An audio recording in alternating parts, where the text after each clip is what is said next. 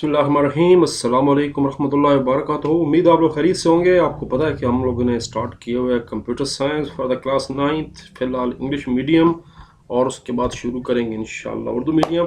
आज इस सिलसिले का दूसरा लेक्चर है। कल मैं पहला ऑलरेडी अपलोड कर चुका हूँ। चैप्टर 2 का नाम है बाइनरी सिस्टम, जिसमें दो चीज़ें पढ़ी जाएंगी। पहले अरिथमेटिक कैलकुलेशन पढ़ी जाएगी जो कि बाइनरी है, और उसके बाद फिर इसके जो अलजबरा है, बुलियन अलजबरा, तो टेबल्स वगैरह वो पढ़ेंगे। तो चलते हैं पहले तो चैप्टर के अंदर और देखते हैं कि चैप्टर के अंदर है क्या। जैसे मैं बता रहा हूँ, पहले आपको तीनों नंबर सिस्टम पढ़ाए जाएंगे। बाइनरी सिस्टम क्या होता है जो कंप्यूटर के लिए होता है, डेसिमल क्या होता है जो हम रोज़मर्रा ज़िंदगी में इस्तेमाल करते हैं 1 से लेकर 9 तक, 0 से लेकर 9 तक, और हेक्साडेसिमल सिस्टम जो है ये 16 बिट सिस्टम है। ये आपको पता है, ये भी कंप्यूटर ही यूज़ करता है, जो कि बाइनरी से ज़्यादा इसको यानी इकट्ठा करके बनाए गए। फिर कन्वर्जन पढ़ेंगे, binary to decimal, decimal to binary वगैरह वगैरह। उसके बाद मेमोरी और स्टोरेज क्या होती है, बड़े ही मशहूर सवाल हैं, यहाँ पर बोर्ड में बड़ी मरतबा आ चुके हैं। बिट क्या होती है, बाइट, किलोबाइट, मेगाबाइट, ये भी बोर्ड में इस साल आए थे। उसके बाद फिर बुलियन अलजबरा पढ़ेंगे, जिसमें लॉस पढ़ेंगे, ऑपरेटर्स पढ़ेंगे, एंड और नॉट।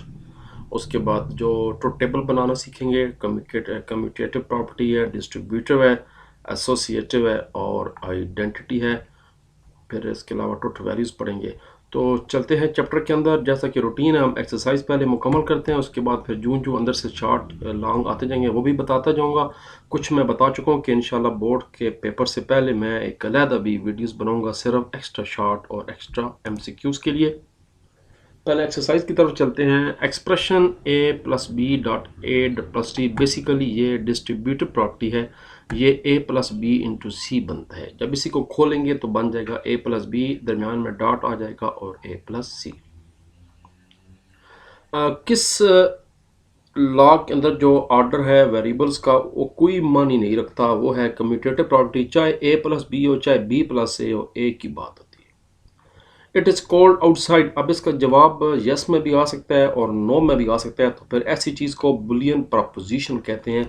आपने पढ़ा कि preposition is a statement which is either true और फॉल्स। एक ऐसी स्टेटमेंट जो कि दुरुस्त या गलत हो सकती है, उसको कहते हैं Boolean preposition.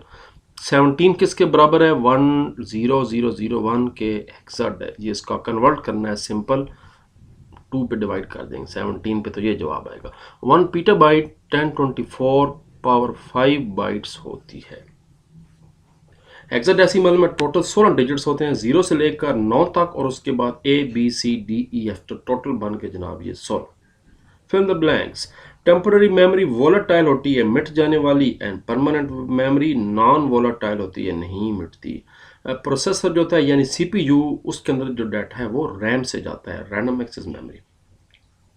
At least 1 byte is required. कम अज़ कम कंप्यूटर में 1 बाइट जगह चाहिए किसी चीज़ को स्टोर करने के लिए, लेकिन आजकल दुनिया में यूनिकोड चल रहा है। अब हर लफ्ज़ स्टोर होने में 2 बाइट लेता है, इवन स्पेस बार भी जो है वो 2 बाइट लेती है, पहले 1 बाइट था। Compound preposition असम्बल more than one. ये हमने कंपाउंड स्टेटमेंट्स भी आपने पढ़ी होगी, केमिस्ट्री में भी पढ़ता है। कंपाउंड क्या होता है, जब एक से ज़्यादा चीज़ों को इकट्ठा जोड़ा जाता है वो कंपाउंड बनता है। जब दो या दो से ज़्यादा स्टेटमेंट्स आपस में जुड़ जाएं तो वो कंपाउंड प्रपोजिशन बन जाती हैं। In primary and secondary storage data is store in the form of bytes. Computer में जो भी डाटा है वो बिट की शक्ल में नहीं बल्कि बाइट की शक्ल में स्टोर होता है। कम अज़ कम 1 बाइट चाहिए होता है डाटा। ऊपर भी हम fill in the blanks number 3 में पढ़ चुके हैं। According to associative law, there is no change in the result if probability of expression is changed. यानी a plus B plus C whole bracket बराबर होता है a plus B whole bracket plus C के, कोई फर्क नहीं पड़ता। Answer the following question. इसमें से जो पेज नंबर नहीं लिखे हुए वो नीचे मैंने सॉल्व किए हुए हैं, जो किताब के अंदर है उसके मैंने पेज नंबर लिख दिया है, वो भी मैं आपको बताता हूँ। पहला सवाल है, कन्वर्ट 69610 डेसिमल को हेक्सा है। तो आपको पता है कि जब भी डेसिमल मालूम हो और बाइनरी या हेक्सा में कन्वर्ट कर रहा हो तो उस नंबर की बेस पर डिवाइड यानी एलसीएम करते हैं। तो हेक्सा की बेस 16 है, तो इस वैल्यू को 16 पे डिवाइड करेंगे। ये नहीं, इसको नोट कर लें या इसका स्क्रीन शॉट ले ली करें। 16 पे डिवाइड करेंगे, पहले 4 350 पे जाएगा, 10 बच जाएगा, जो आपको पता है कि हेक्साडेसिमल में 1 के बराबर होता है। अब फिर 271 पे जाएगा, 14 बच जाएगा, और 14 आपको पता है कि हेक्साडेसिमल में ई होता है। फिर 16 × 16 और जनाब पीछे बच गया 15, तो 15 के बराबर होता है। उसके बाद 16 एकम 16, कोई भी नहीं बचा 0, तो इसका जवाब आएगा 10FE। आपको पता है नीचे से ऊपर लिखा जाता है ऐसे, तो जवाब आ गया 69610 इक्वल टू 10FE। अगला एक्सरसाइज का सवाल है differentiate between volatile and non volatile memory. हमारी किताब में पेज नंबर 40 पे ज़रूर लिखा हुआ है मगर डिफरेंशिएट नहीं है, पैराग्राफ की शक्ल में याद रखें। जब भी सवाल डिफाइन किया आ जाए फिर पैराग्राफ में लिखना होता है, अगर डिफरेंशिएट का सवाल आ जाए फिर लाइन लगाकर आमने सामने लिखना होता है।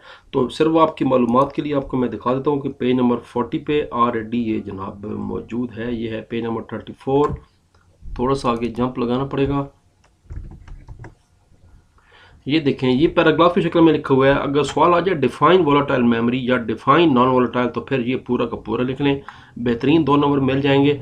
मगर हमारा जो सवाल है वो डिफरेंशिएट है, डिफरेंशिएट बिटवीन, तो फिर जनाब आपकी सहूलत के लिए मैंने डिफरेंशिएट कर दी है। ये देखिए नीचे, आप इसको अंडरलाइन कर लें।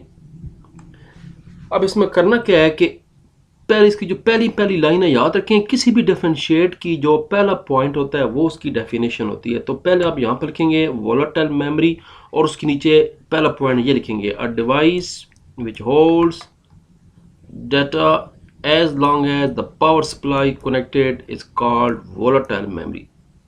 उसके बाद एक्सपेंसिव और स्मॉल होती है, ये पॉइंट नंबर 2 बन गया। फास्ट एक्सेस होती है पॉइंट नंबर 3। रैम एग्जांपल होती है बेहतरीन वोलेटाइल मेमोरी की, इसमें डाटा परमानेंटली स्टोर नहीं होता, जब तक करंट चलती रहती है डाटा आता रहता है। तो ये पॉइंट्स बन गए जी, एक डेफिनेशन, 2, 3, 4 और 5 पॉइंट बन गए। इसी तरह आप अगले कॉलम में ऊपर हेडिंग देंगे नॉन वोलेटाइल मेमोरी, यहाँ हेडिंग देंगे आप। हेडिंग देने के बाद जनाब पहला पॉइंट आप लिखेंगे ये वाला, a device which can hold data even if it is not connected to any power source is called non volatile memory. ये पॉइंट नंबर 1 बन गया। ये सस्ती होती है और कैपेसिटी ज़्यादा होती है। हार्ड डिस्क आपको पता है, मेमोरी कार्ड पता है कि है सस्ता मगर उसमें जीबीज में डाटा स्टोर, अब तो टीबी में डाटा आ चुका है हार्ड डिस्क के अंदर। ये स्लो होती है, स्लो है। इस एग्जाम्पल है रोम, हार्ड डिस्क, फ्लैश ड्राइव। आजकल लोग यूएसबी ड्राइव उठा के फिरते रहते हैं, अभी मैंने मेमोरी कार्ड का नाम लिया। ये सारी नॉन वोलेटाइल मेमोरीज हैं। अगर इनको आप जे में भी डालें तो जो डाटा है वो ख़त्म नहीं होगा। नॉन वोलेटाइल मेमोरी में डाटा स्टोर परमानेंटली होता है, इवन अगर बिजली ना भी हो तो डाटा इसके अंदर महफूज रहता है। तो ये जनाब बन जाएंगे टोटल 5 पॉइंट्स। एक पॉइंट ऊपर वाली डेफिनेशन और एक पॉइंट जनाब। अब आप इसको आराम से स्क्रीनशॉट ले लें। मैंने ज़रा इसको धो दी है, चमका दी है। शोशा बड़ी ज़रूरी है, मिसाला लगाना। लो जी, बहुत ज़्यादा आने वाले सवालों में इस चैप्टर में से ये सवाल शामिल है। वापस आते हैं और देखते हैं हमारा अगला सवाल क्या है। वापस एक्सरसाइज की तरफ आते हैं जी। Store the word phone in the computer के अंदर फ़ोन को स्टोर करने के लिए कितनी डाटा और कितनी यानी बाइट्स चाहिए होंगी, और आपको पता है कि हर बाइट का एड्रेस होता है, तो एड्रेस नंबर 7003 से स्टार्ट करना है। अब हम पुराने हिसाब से पढ़ रहे हैं तो मैं बता चुका हूँ कि हर लफ्ज़ स्टोर होने में 1 बाइट लेगा, तो 5 बाइट यूज़ होंगी फ़ोन को स्टोर करने के लिए, और इन पाँचों का फिर एड्रेस चेंज होता जाएगा, 7703 4 5 6 7 तक जाएगा। ये नीचे मैंने सवाल को सॉल्व किया हुआ है। ये नहीं, ये पहले पी स्टोर होगा जिसका डेसिमल कोड 80 होता है। जब हम इसको 2 पे डिवाइड करेंगे, एलसीएम निकालेंगे, कन्वर्ट हो जाएगा, जवाब बन जाएगा बाइनरी में। ये एक्चुअली आपके कंप्यूटर के अंदर ये चीज़ स्टोर होती है। और इसका रैम के अंदर एड्रेस क्या होगा, 7003 होगा। उसके बाद एक छोटा, याद रखें बड़े पी का कोड और है, छोटे पी का कोड और है। आप किसी चैप्टर में बहुत ज़्यादा एस की कोड दिए हुए हैं। ऐसे स्मॉल ए का कोड 65 है और बड़े ए का कोड डिफरेंट है, शायद 107 ऐसे कुछ है। इस तरह HUS का कोड 104 है। ये जब कन्वर्ट होगा बाइनरी में तो ये तरीका ऐसे हो जाएगा और ये इस एड्रेस पे स्टोर होगा। एड्रेस हमेशा कंप्यूटर डाटा साथ साथ स्टोर करता है, और यहाँ से वही। तो इसको आप स्क्रीनशॉट ले लें और इसको याद कर लें। अगला जो चौथा सवाल है वो इसी आगे है, differentiate between temporary and permanent storage. ये जो सवाल नंबर 4 है ये आपकी किताब पे ऑलरेडी बना हुआ है, आपको मैं बताता हूँ, मगर ये मुकम्मल नहीं है। क्वेश्चन नंबर 4 की बात हो रही है। Differentiate between temporary and permanent storage, page number 43। ज़रा 1 मिनट के लिए पेज 43 पे चलते हैं जी। ये वो एस की कोड थे जो आपको मैं बता चुका हूँ। 0 का कोड 48 होता है, छोटे ए का कोड जो है वो जनाब बड़े ए का कोड 65 होता है और छोटे ए का 97 होगा। नीचे लिखा होगा छोटा ए छोटू, जी सर छोटू 97। अच्छा ये जनाब हम लोग वापस आते हैं पेज 43। ये है जी सवाल differentiate between memory and storage. यहाँ पर एक पॉइंट का इजाफा करना है, आपने एग्जाम्पल भी देनी है ऊपर नीचे। तो फिर सवाल किस तरह हम करेंगे, ये मैं ऑलरेडी कर चुका हूँ सामने, ये देखें, ये सेम वही चीज़, और नीचे एग्जांपल दे दें। इसकी एग्जांपल रैम होगी और इसकी example ROM, hard disk, USB flash, CD ROM और एक्सेट्रा होगा। ये तक समझे वही सवाल है परमानेंट वोलेटाइल मेमोरी और नॉन वोलेटाइल मेमोरी में। असल में वोलेटाइल जो मेमोरी, जो कंप्यूटर की अपनी मेमोरी है उसको मेमोरी ही कहते हैं, और जो हम एक्स्ट्रा यूज़ करते हैं सेकेंडरी स्टोरेज, उसको स्टोरेज कहते हैं या सेकेंडरी मेमोरी कहते हैं।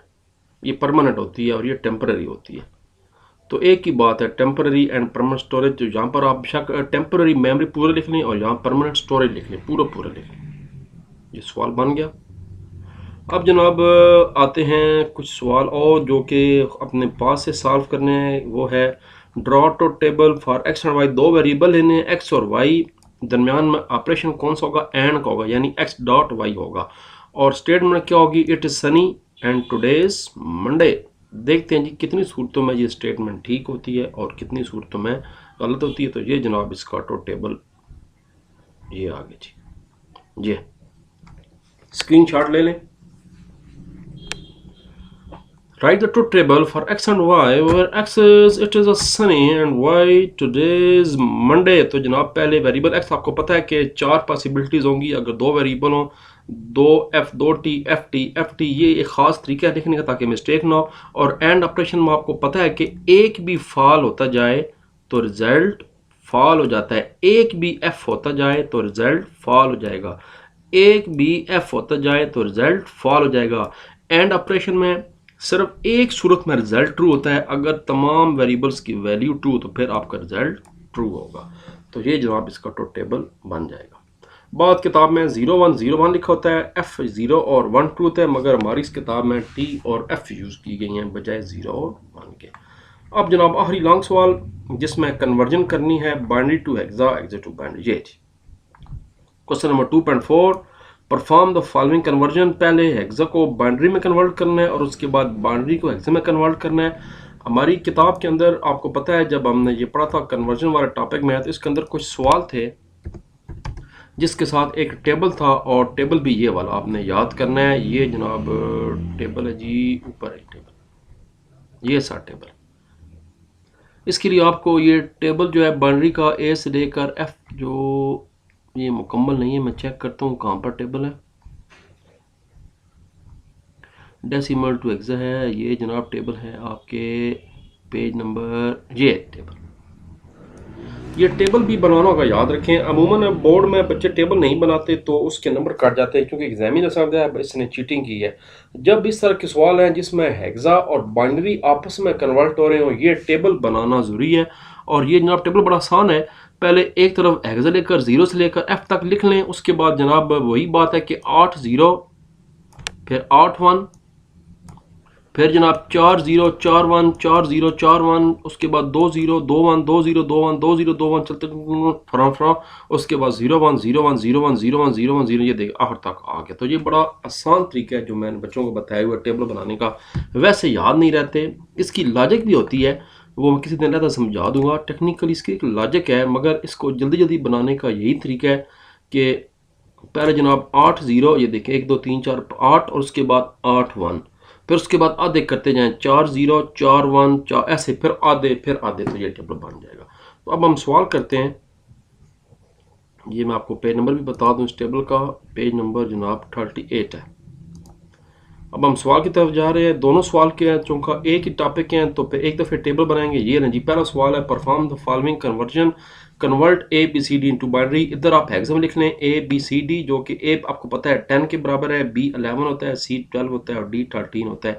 और इसके सामने ये टेबल बना हुआ है, यहाँ से वैल्यूज पुट करते जाएं। ए की वैल्यू ये देखें 1 0 1 0, ये जनाब 1 0 1 0।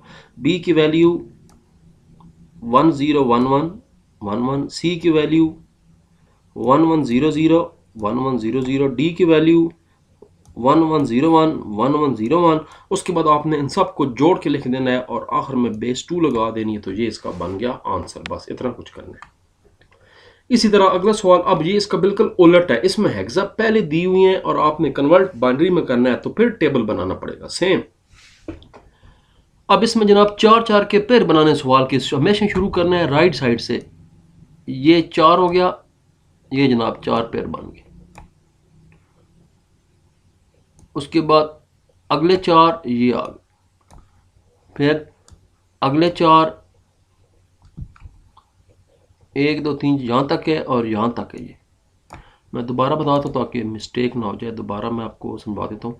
4 का पेयर बनाना है, 1 2 3 4, ये आगे जी 1001 ये लिख दिया, हमने नीचे लिख दिया। उसके बाद 0110 ये नीचे लिख दिया, फिर 0010 ये लिख दिया, फिर 0110 0110, आखिर में रह गया 100। लो जी एक लफ्ज़ ख़त्म है, शायद चूहा खा गया, लेकिन चूहा खा भी जाए तो इसका तरीका ये होता है कि जितने ज़ीरो कम होते हैं, जितने डिजिट्स कम होते हैं, उनको अपने पास से आखिर में ज़ीरो लगा। अगर सपोज यहाँ पर 2 डिजिट कम होते तो 2 ज़ीरो लगाए जाते, 3 डिजिट कम होते तो 3 ज़ीरो लगाए जाते। लगाने ज़ीरो हैं और लगाने हमेशा लेफ्ट साइड पे हैं, इधर निकाल, वरना सारा का सारा जवाब गलत हो जाएगा। तो ये एक्स्ट्रा ज़ीरो ये वाला लग गया।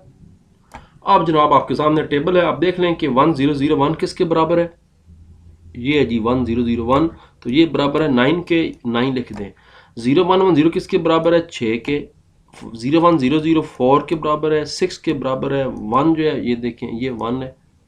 तो अब आप इसको जोड़ के दोबारा लिख लें, 16469 इसका आंसर आ जाए। खेड़ ख़त्म तो पैसा हजम, हलवा और हलवा भी मखड्डी।